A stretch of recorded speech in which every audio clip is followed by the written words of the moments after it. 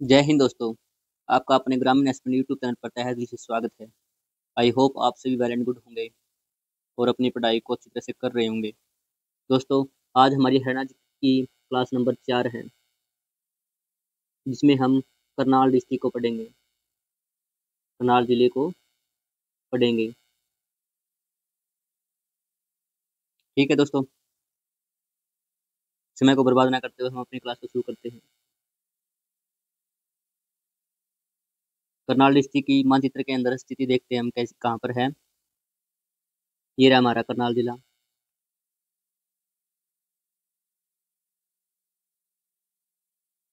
ठीक है दोस्तों, ये किस दिशा में है? कैसी दिशा होती है हमारी? ये उत्तर, ये दक्षिण, पूर्व और पश्चिम। ठीक है दोस्तों, तो इसकी स्थिति के बारे में बात करते हैं। स्थिति कहाँ है इसकी? स्थिति करनाल की स्थिति कहाँ है? हरियाणा के उत्तर पूर्व में, पूर्व दिशा में स्थिति स्थित है। ठीक है दोस्तों, अब इसके पड़ोसी राज्यों के बारे में बात करते हैं। पड़ोसी पड़ोसी राज्य पड़ोसी सॉरी, जो पड़ोसी जिले इसके कौन कौन से हैं? ये हमारा इस साइड, जो उत्तर साइड कुरुक्षेत्र, ये पश्चिम साइड कैथल, फिर पश्चिम और दक्षिण की साइड, पश्चिम दक्षिण की साइड, दक्षिण पश्चिम की साइड जींद, फिर दक्षिण में कौन सा आ गया? पानीपत, यमुनानगर, यमुनानगर, कुरुक्षेत्र, कैथल, जींद और पानीपत। अब हम बात करते हैं इसके अस्तित्व की। कब आया अस्तित्व? जिला कब बना था ये? जैसा कि हमने पिछली क्लास में पढ़ा था, एक शॉर्ट ट्रिक के थ्रू कागज हमर है कैसे हमारा करनाल हो गया था। 1 नवंबर 1967 को ये अस्तित्व में आया था। वैसे तो पहले भी था। फिर 7 जिले थे जो बने उस टाइम, 1 नवंबर 1967 को, जब हरियाणा जिला राज्य बना था।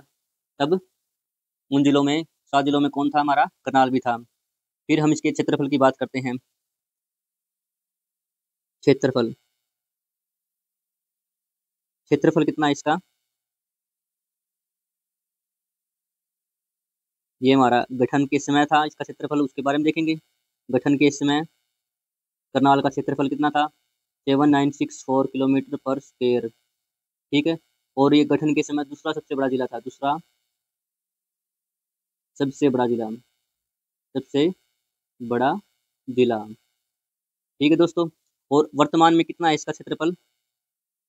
वर्तमान में क्षेत्रफल कितना है? 2520 किलोमीटर स्क्वायर। और पड़ोसी राज्यों की बात करें इसके, कौन कौन से इसके पड़ोसी राज्य सीमा लगाते हैं हरियाणा जिले के? करनाल से कौन कौन से जिले, कौन कौन से राज्य जो लगाते हैं सीमा? देखो, ये हमारा, ये उत्तर उत्तर प्रदेश आ गया, यूपी। ये सारा का सारा जो ये मतलब उत्तर है ना, की साइड, पूर्व की साइड कौन सीमा लगाता है? कौन सा राज्य? उत्तर प्रदेश। पूर्व में उत्तर प्रदेश, उत्तर प्रदेश से सीमा साझा करता है, ये सीमा साझा करता है। ठीक है दोस्तों, अब हम बात करते हैं इसके पुराना नाम। पुराना नाम क्या था इसका? एक कर्णाल्य,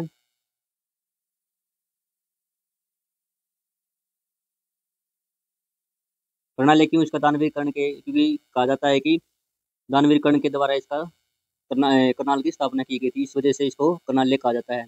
आल्य मैंने पढ़ा था, क्या होता है आल्य?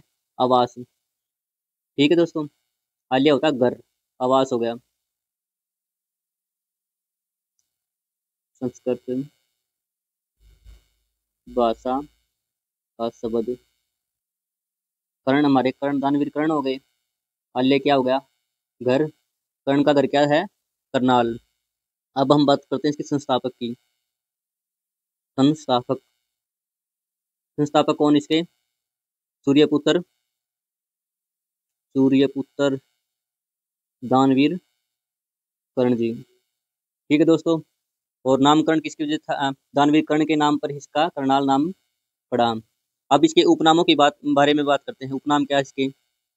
उपनाम होते हैं जैसे निकनेम हो गया, कच्चा नाम हो गया इसका, जैसे हम कहते हैं दौड़ू काड़ू को दौड़ा काड़ा हो गया, स्त्रियाँ भीलू बोलू स्त्रियाँ नाम कहते हैं। स्त्रियाँ कर्ण को करनाल को क्या कुछ कहा जाता है? चावल या धान का कटोरा। एग्रो हब ऑफ हरियाणा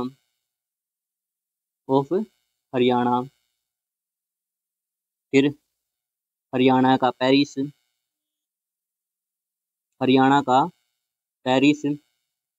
आगे क्या आता है? नवीनतम पद्धति या फिर सुनियोजित तरीके से बसाया गया, मतलब सिस्टमेटिक तरीके से बसाया गया हरियाणा का प्रथम शहर कौन है? हमारा करनाल। आगे हम बात करते हैं कुछ ऐतिहासिक तथ्यों की करनाल की। करनाल पर अंग्रेजों का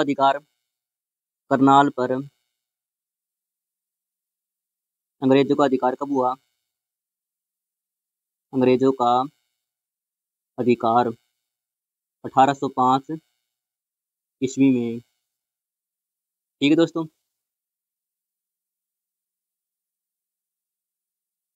और यहाँ पर योजना पद्धति नवीनतम पद्धति या सुनियोजित तरीके से बसाया जाना शुरू कब किया गया था? इसको 1806 से ही बसाना शुरू किया था अंग्रेजों द्वारा करनाल को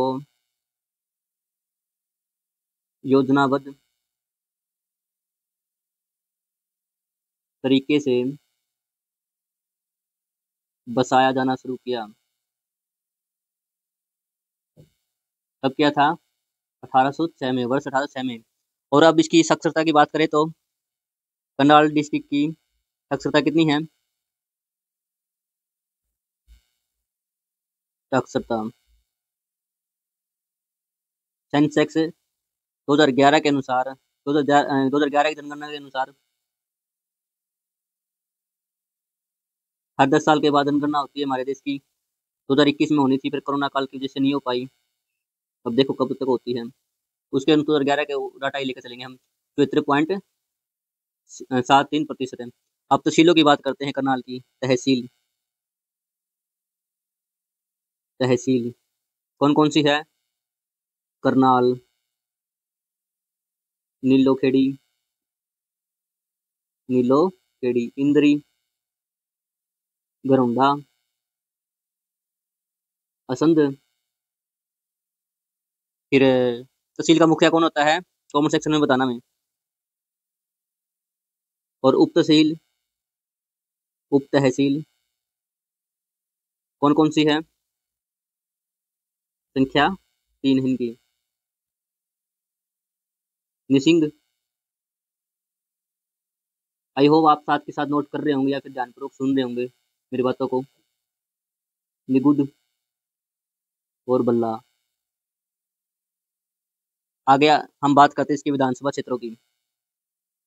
विधानसभा क्षेत्र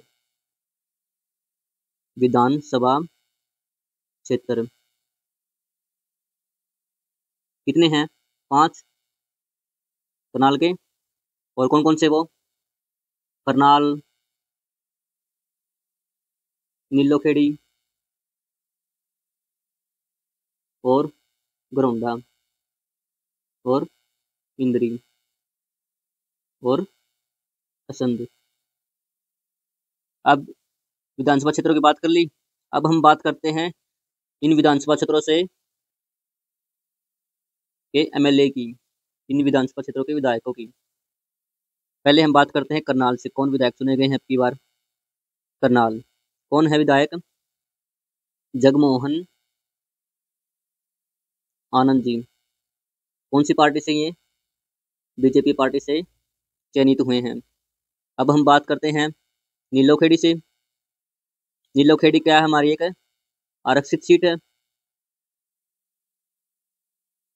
कौन है यहाँ से विधायक अब की बार? भगवान दास। पिछली बार करनाल से कौन थे हमारे जो सीएम बने थे, बताना कमेंट सेक्शन में। जो सीएम बने थे करनाल से पिछली बार विधायक कौन थे जो हमारे सीएम बने थे? फिर आती घरोंडा की बात है। घरोंडा से कौन है?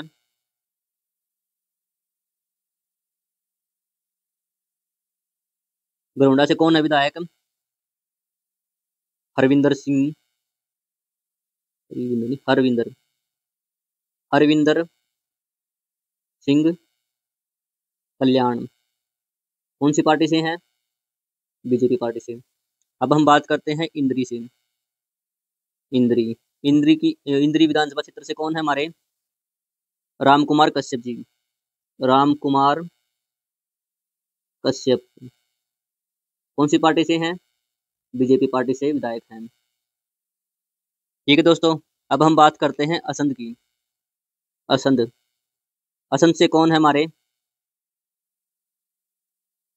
जोगिंदर सिंह राणा, बीजेपी पार्टी से। चारों उम्मीदवार कौन सी पार्टी से हैं? बीजेपी पार्टी से हैं। और नीलोखेड़ी एक आरक्षित सीट है। पूछा जा सकता है पेपर के अंदर, करनाल से कौन सी सीट आरक्षित है, तो आप टिक कौन सा करोगे? नीलोखेड़ी आरक्षित सीट है। असंध की हम बात कर लेते हैं। इसका पुराना नाम क्या है? असंध का पुराना नाम क्या है दोस्तों? असंधवित। कहाँ से पता चला इसका? पाणिनि की प्रसिद्ध पुस्तक अष्टाध्यायी से। पाणिनि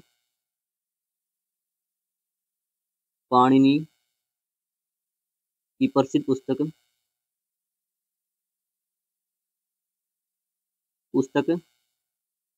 अष्टाध्यायी से। अष्टाध्यायी में वर्णन किया गया इसका कि असंध का नाम असंधवित था। और क्या बताया गया महाभारत काल में? महाभारत काल में एक ही फैक्ट की बात करें, महाभारत काल में राजा राजा जरासंध व राजा परीक्षित राजा जरासंध व राजा परीक्षित की राजधानी रहा। की राजधानी की राजधानी की दूसरी राजधानी रहा। दूसरी राजधानी रहा। और माना जाता है कि जो हमारे कलयुग का आरंभ था वो किसी के काल से था? कलयुग की शुरुआत राजा परीक्षित के बाद ही, मतलब जिस दिन राजा परीक्षित गद्दी पर बैठे थे उसी दिन से कलयुग शुरू हो गया था। कलयुग का प्रारंभ इन्हीं के समय से।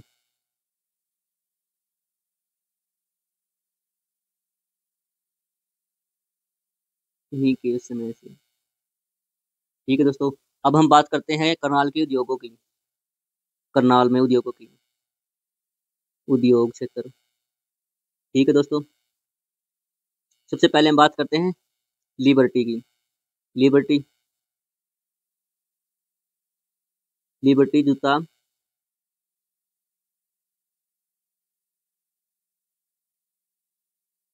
ठीक है दोस्तों, विदेशों से भी निर्यात होता है यहाँ पर। विदेशों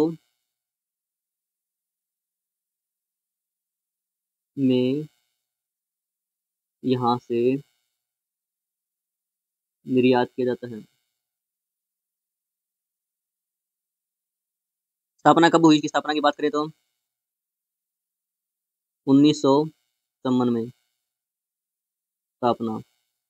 ठीक है दोस्तों, और संस्थापक कौन कौन थे इसके? संस्थापक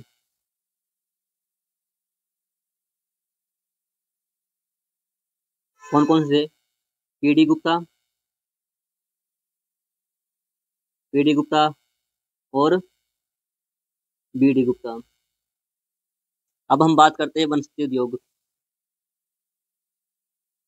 वनस्पति उद्योग,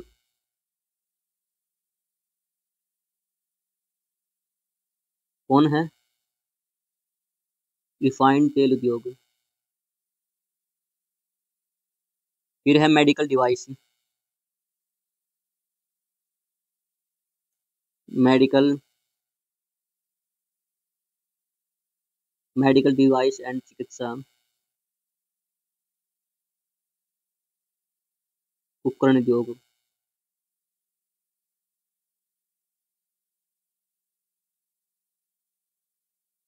ये प्रस्तावित है। ठीक है दोस्तों।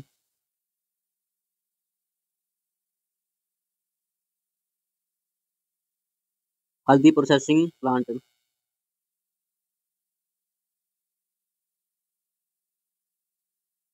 राबड़ी में, करनाल, चावल उद्योग।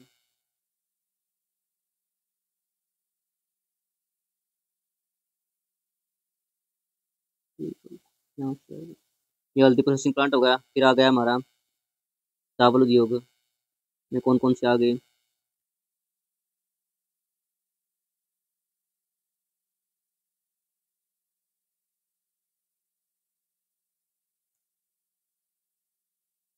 इंडिया गेट मिल, और दूसरा गया नॉर मिल। अब हम बात करते हैं कृषि यंत्र उद्योग की। कृषि यंत्र उद्योग। ठीक है दोस्तों। आगे हम चलते हैं मंदिरों पर। करनाल के फेमस फेमस मंदिर। मंदिर, सबसे फेमस मंदिर आता है सीता माई का मंदिर। सीता माई का मेला भी लगता है यहाँ पर। सीता माई मंदिर, सीता माई गांव में, सीता माई गांव, करनाल में।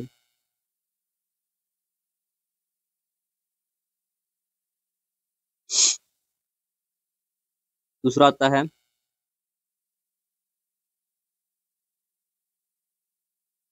देवी मंदिर, सालवन गांव, करनाल में। ये तीसरा मंदिर आता है माता बाला सुंदरी मंदिर, माता बाला सुंदरी मंदिर, बड़गांव, करनाल। ठीक है दोस्तों। अब मेलों की बात करते हैं।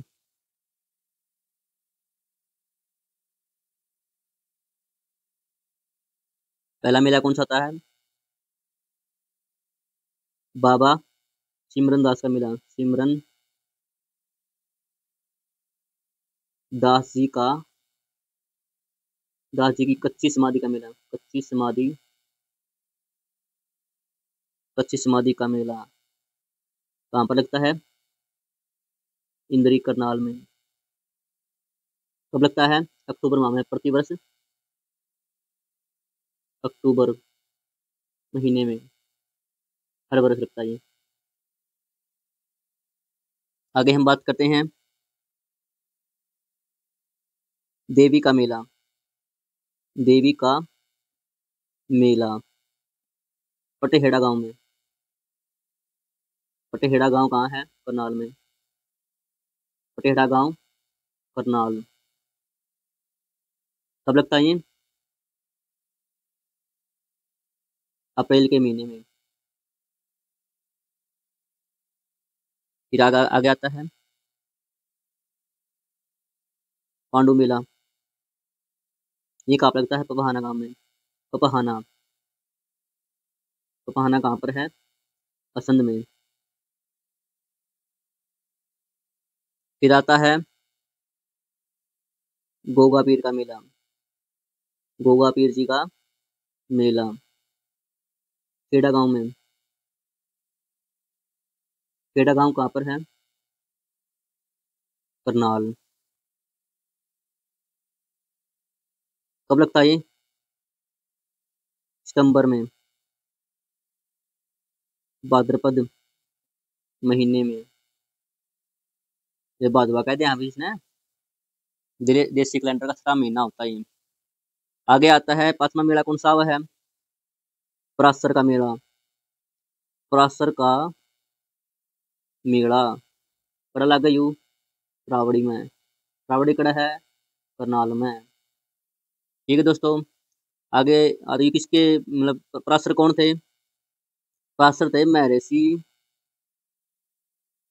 वेद व्यास के पिता, वेद व्यास के पिताजी। आगे आता है सबसे ज्यादा इम्पोर्टेंस, और पेपर में बहुत बार पूछा गया है ये, इसको तो रट लो बस्ता में। ये आता है हमारा छड़ियों का मेला, छड़ियों का मेला। अमूपुर गांव, अमूपुर गांव करनाल में।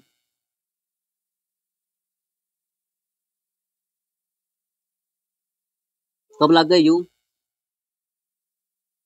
गुग्गा नवमी वाला दिन, गुग्गा नवमी वाला दिन लग गए यू, भाद्रपद भादवा में, भाद्रपद महीने में, भाद्रपद भाद्रपद महीने में। ठीक है दोस्तों, और एक इम्पोर्टेंट फैक्ट है, जो सालवन गांव है नहीं, सालवन, सालवन गांव जो कि करनाल में पड़ा है, करनाल में, उसको मेलों का गांव कहा जाता है। पेपर में पूछा जावे कि मेलों का गांव किसे कहा जाता है, कौन है वो? सालवन गांव। अब मज़ारों की बात करते हैं, मज़ार। ठीक है दोस्तों, मज़ार। प्लीज़ वीडियो को ज़्यादा से ज़्यादा लाइक करें, शेयर करें एंड चैनल को सब्सक्राइब करना ना भूलें। आपका हर एक लाइक मुझे बहुत ज़्यादा मोटिवेशन देता है। प्लीज़ दोस्तों, बहुत मेहनत लग रही है वीडियो बनाने में। 5 पीरों की मज़ार, मधुवन, मधुवन करनाल, मधुबन में अपना हरियाणा पुलिस का ट्रेनिंग सेंटर भी है। 5 पीरों की मज़ार है वो किसकी याद में है? 5 भाइयों की याद में। फिर आ जाए मकबरा की बात, मकबरा करनाल में, मकबरा। ठीक है दोस्तों, मकबरा क्या है? मीरा साहिब का मकबरा।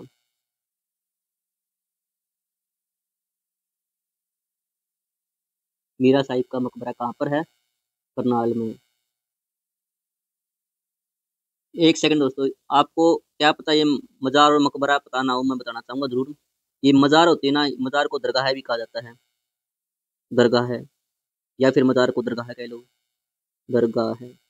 तो मज़ार या दरगाह होती है वह किसी सिद्ध पुरुष हो गए, महात्मा हो गए, उनकी उनके मृत्यु के बाद बनाई जाती है मज़ार और दरगाह है।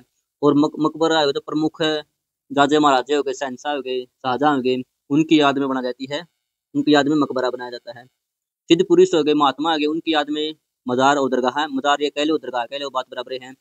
वो तो होता है मज़ार और दरगाह होता है, सिद्ध पुरुष हो गए, कोई व्यक्ति हो गया, और मकबरा हो गया, बादशाह हो गए, कोई शहंशाह हो गया, जो मुस्लिम राजा थे, कोई भी अकबर हो गया, इस तरह के बड़े बड़े शक्तिशाली शासक थे, उनकी याद में मकबरा बनाया गया है। अब आगे बात करते हैं हम,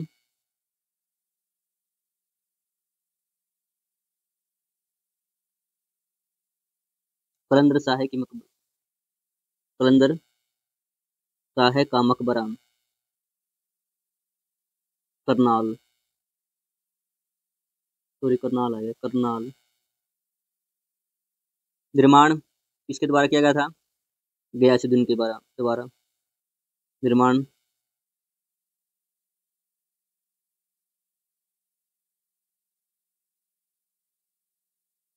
गयासुद्दीन द्वारा। अब आगे बात करते हैं हम, दरगाह है बू अली शाह कलंदर, कलंदर करनाल में। ठीक है दोस्तों,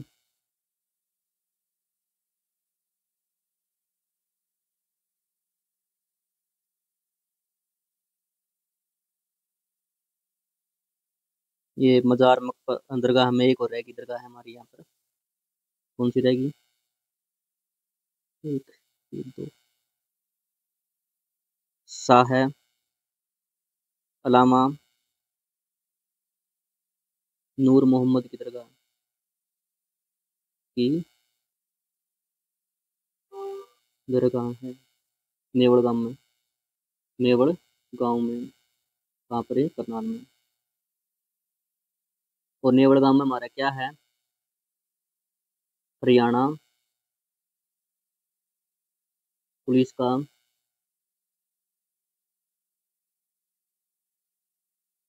commando training centre. Haryana police का जो ट्रेनिंग सेंटर वो कहाँ पर है? मधुबन में है। कमांडो का कहाँ पर है सेंटर? कमांडो कहाँ पर तैयार किए जाते हैं? हमारे नेवड़ गांव करनाल में।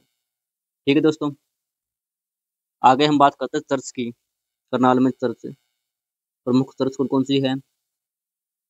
सेंट सेंट जेम्स चर्च, या फिर इसको छावनी चर्च भी कहा जाता है। छावनी चर्च भी कहा जाता है। कहाँ पर है? करनाल में। अब हम गुरुद्वारा के प्रमुख गुरुद्वारों की बात करते हैं। गुरुद्वारा कहाँ पर ये? पहले कौन सा? मंजी साहिब गुरुद्वारा कहाँ पर है? मंजी साहिब गुरुद्वारा करनाल में। ठीक है दोस्तों, और किसको समर्पित है ये? सिखों के प्रथम गुरु को। कौन थे प्रथम गुरु? गुरु नानक देव जी। अब ऋषियों के तपस्थल के बारे में बात करते हैं। करनाल में कौन कौन से प्रमुख हैं ऋषियों के तपस्थली? कौन कौन से हैं? पहला है पराशर ऋषि की तपस्थल। पराशर ऋषि का तपस्थल कौन सा है? बहलोलपुर गांव। फिर दूसरा है गौतम ऋषि। गौतम ऋषि का तपस्थल कहाँ पर है? गोदर गांव। गोदर गांव कहाँ पड़ा है? नीलोखेड़ी में। और बहलोलपुर करनाल में। और तीसरा कौन सा है क्या? महर्षि वेदव्यास जी। महर्षि वेदव्यास जी। बस्तली बैसली बस्तली करनाल में। अब हम शिक्षा क्षेत्र के बारे में पढ़ेंगे। करनाल में क्या क्या कौन कौन से यूनिवर्सिटी स्कूल कॉलेज प्रमुख है प्रसिद्ध है जो करनाल के। करनाल में प्रसिद्ध शिक्षा स्थल शिक्षा शिक्षा संस्थान संस्थान कौन कौन से है? पहला तो हमारा सैनिक स्कूल आया है। सैनिक स्कूल कुंजपुरा। कुंजपुरा करनाल में। यो स्कूल कुंजपुरा हरियाणा का प्रथम सैनिक स्कूल है और सबसे पुराना है। हरियाणा का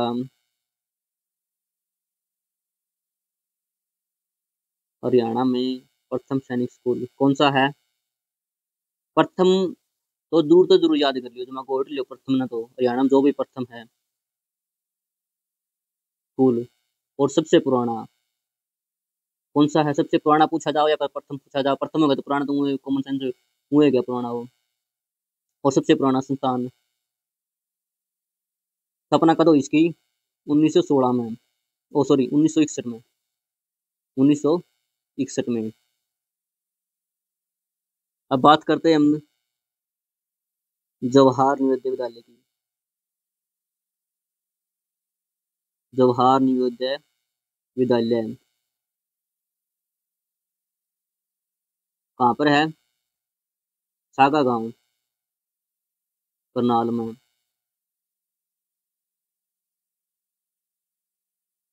अब बात करते हैं गुरु ब्रह्मानंद पॉलिटेक्निक कॉलेज की। Polytechnic polytechnic college, Nilokheri Nilokheri Karnal. Haryana का सबसे पुराना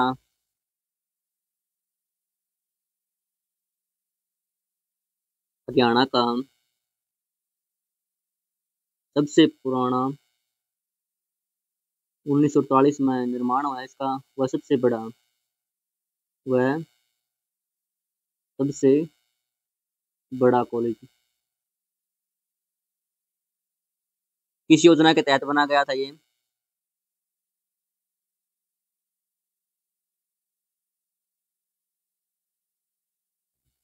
मजदूर मंजिल योजना के तहत। मजदूर मंजिल योजना के तहत स्थापना। अब हम बात करते हैं अगले संस्थान की। अगला संस्थान कौन सा है 4 नंबर का? कल्पना चावला जी का। कल्पना चावला के नाम से कल्पना चावला मेडिकल कॉलेज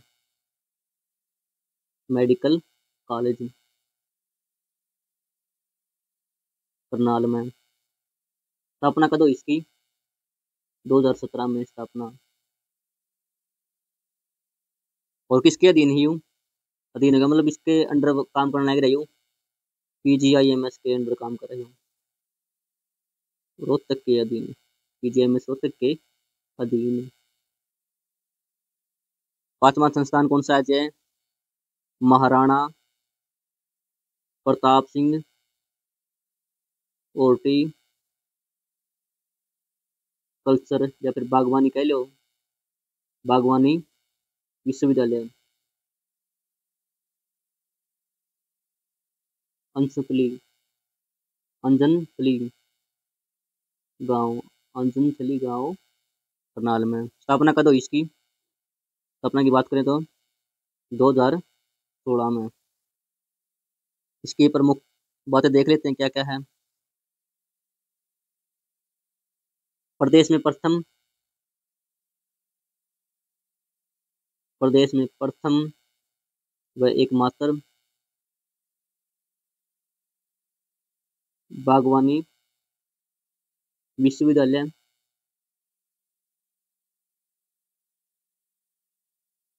स्थापना देख ली 2016 में। फिर बात करते हैं उद्घाटन की, किसके द्वारा उद्घाटन किया गया ये 2016 में? तत्कालीन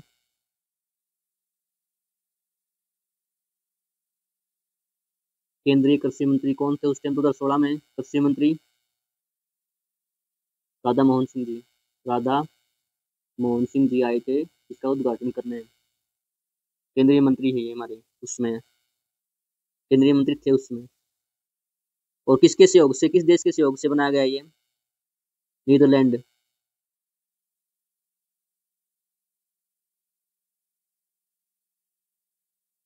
के सहयोग से।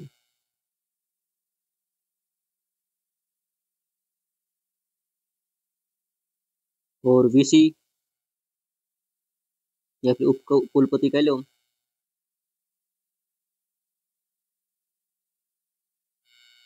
डॉक्टर सुरेश कुमार मल्होत्रा। ये फरवरी 2024 में बने हैं। कब तक है? फरवरी 2024 से आगे वर्तमान इससे पहले समर सिंह जी थे। अब आगे बात करते हैं हम अगले संस्थान की। कौन सा है ये? दीनदयाल उपाध्याय मेडिकल यूनिवर्सिटी, कुटेल गांव करनाल। इसका पहले नाम तो कल्पना चावला जी के नाम से रखा जाना था, फिर कुछ आंतरिक बदलाव के कारण इसका नाम दीनदयाल उपाध्याय मेडिकल यूनिवर्सिटी रखा गया। करनाल के अंदर पहली यूनिवर्सिटी है ये। और उद्घाटन इसका नरेंद्र मोदी जी के द्वारा किया गया था उद्घाटन। नरेंद्र मोदी जी के द्वारा।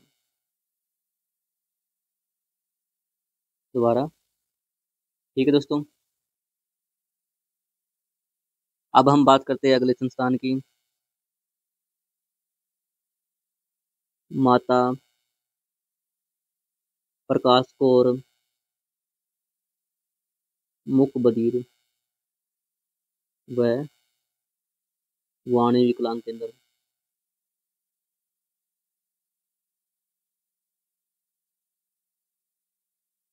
आवासीय विद्यालय। ठीक है दोस्तों, अब आ गए संस्थान हो गए, संस्थान हो गए। आगे बात करते हैं हम एनडीआरआई की। NDRI national diary research institute, Hindi में कह लो राष्ट्रीय डेयरी अनुसंधान संस्थान। ठीक है दोस्तों, स्थापना कब हुई इसकी? स्थापना की बात करें तो स्थापना कब हुई? सबसे पहले इसकी स्थापना 1923 में हुई थी, बेंगलोर में। ठीक है दोस्तों, इस नाम से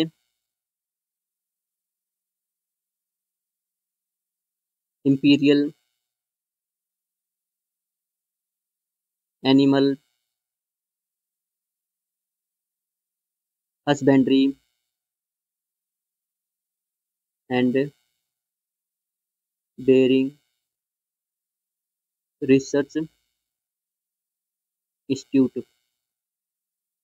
ठीक है दोस्तों, फिर 1936 में इसका नाम 1936 में इसका नाम Imperial Imperial Dairying Dairying Research institute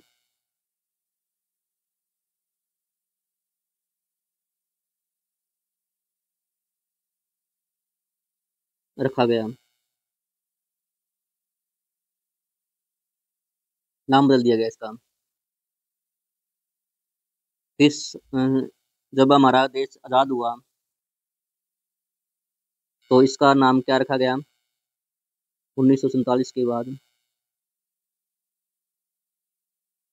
नाम रखा गया एनडीआरआई। ठीक है दोस्तों, और फिर 1955 में इसको बेंगलोर से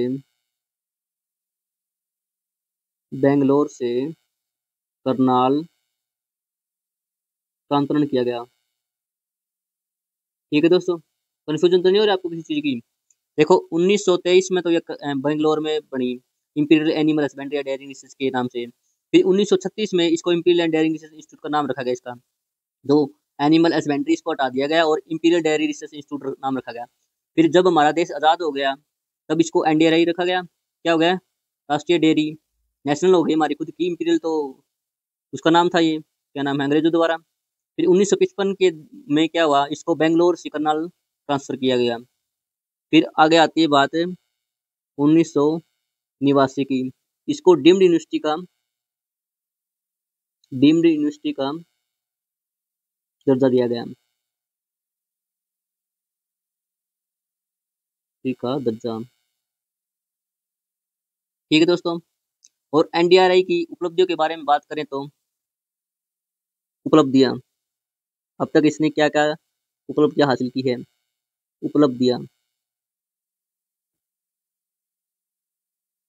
एनडीआरआई की क्या क्या है? फर्स्ट है, भारत में भैंस का प्रथम क्लोन तैयार करने की उपलब्धि, तैयार करने की उपलब्धि। ठीक है दोस्तों, गरिमा 2010। क्या नाम था उसका? गरिमा 2010 में। फिर बात करते हैं हम प्रथम IVF भैंस तैयार की गई, तैयार की प्रथम, क्या नाम था? प्रथम 1990 में।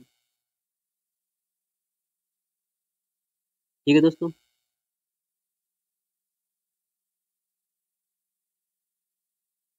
इसके द्वारा कौन थे डॉक्टर?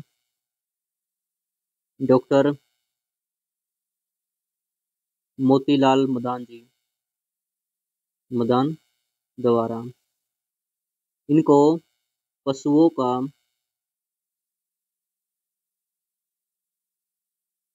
क्लोन निर्माता कहा जाता है,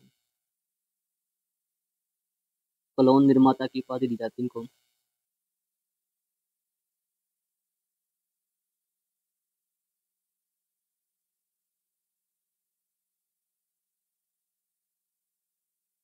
और जो गरिमा है, इसको आगे चलकर दो कटड़े हुए। कौन कौन से? एक महिमा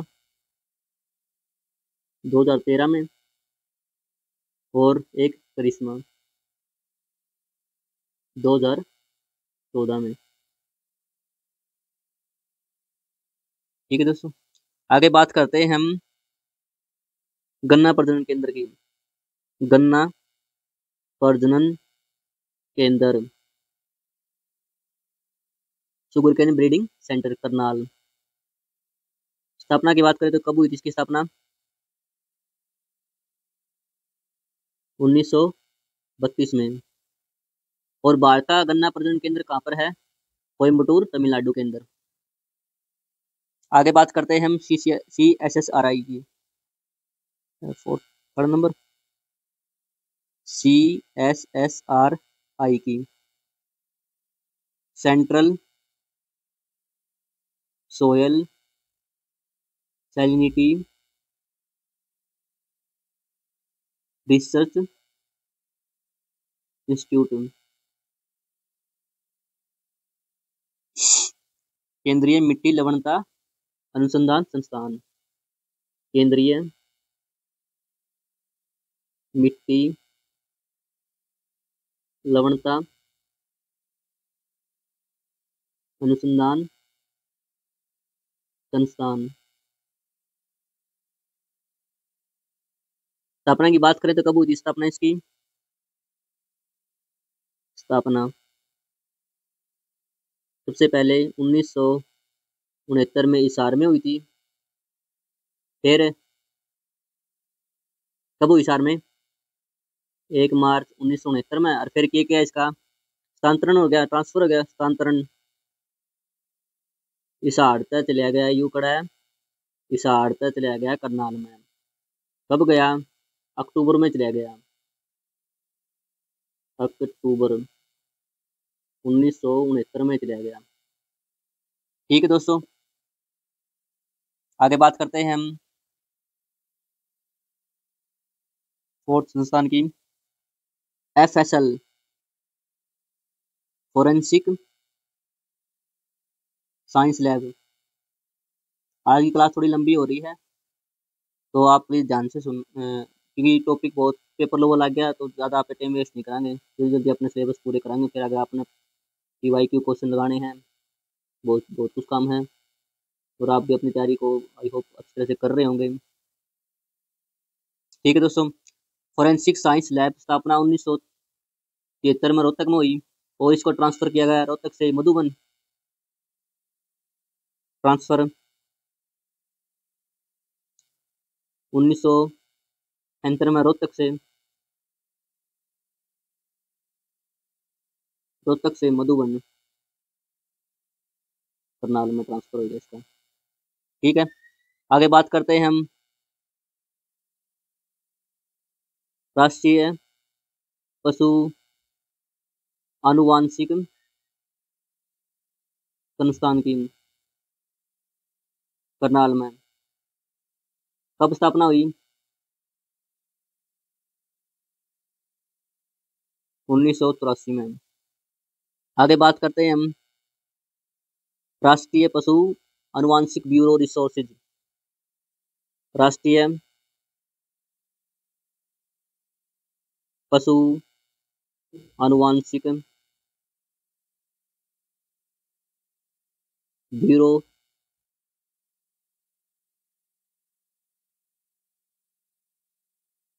उन्नीस सौ 85 में करनाल में। ठीक है दोस्तों, आगे बात करते हैं सेंटर ऑफ एक्सीलेंस,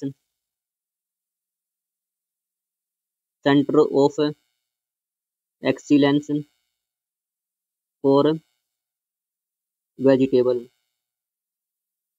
सब्जियों की गुणवत्ता का केंद्र, सब्जियों की गुणवत्ता का केंद्र,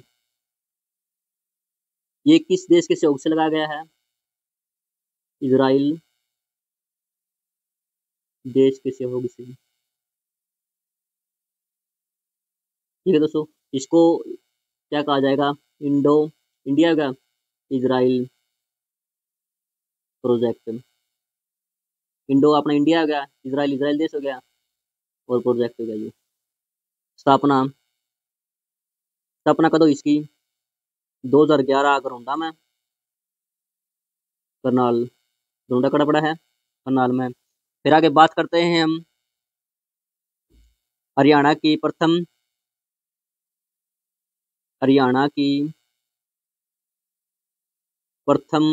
एनसीसी अकादमी किन्हें है? गरोंडा करनाल में, गरोंडा करनाल में। कौन सा गांव में है? रायपुरा गांव में। ठीक है दोस्तों, फिर आगे बात करते हैं हम हरियाणा ग्रामीण विकास संस्थान की, काड़ायू नीलो खेड़ी में, नीलो खेड़ी करनाल में। आगे बात करते हैं हम इसकी स्थापना की। स्थापना कब हुई इसकी? 1990 में। और उद्देश्य के इसका किस उद्देश्य से की गई थी? किमें तो उद्देश्य होगा इसका, गांव को आदर्श गांव घोषित करना,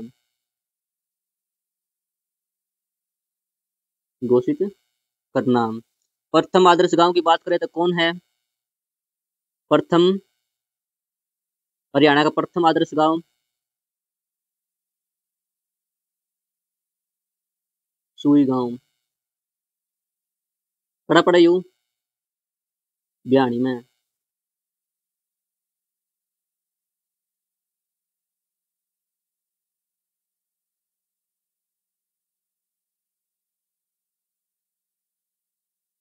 कड़ा पड़ा यू भिवानी में। ठीक है, प्रथम आदर्श गांव सुई गांव भिवानी। आगे बात करते हैं हम DWR director for wheat research, केंद्रीय गेहूं निदेशालय। मतलब ये क्या करेगा?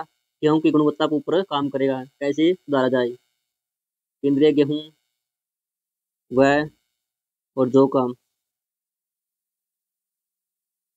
और जौ अनुसंधान, जौ और गेहूं को किस तरह सुधारा जाए, उसकी पैदावार में कोई बीमारी नहीं आवा है, उन चीज़ों पर रिसर्च करेगा यूं।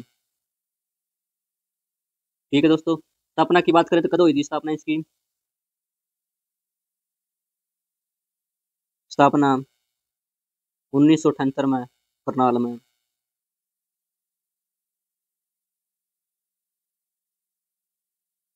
एक पॉइंट है नोट में। अब केंद्र सरकार द्वारा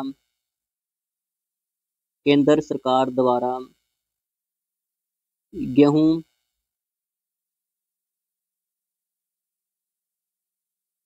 सुधार कार्यक्रम कब शुरू किया गया था? वर्ष 1965 में। हरियाणा बनते 1 साल पहला शुरू किया गया था। और इसे 1978 में आगे चलकर DWR का नाम दिया गया, डायरेक्टरेट फॉर व्हीट रिसर्च। आगे बात करते हैं हम उद्यान प्रशिक्षण केंद्र उचानी कला गांव। उचानी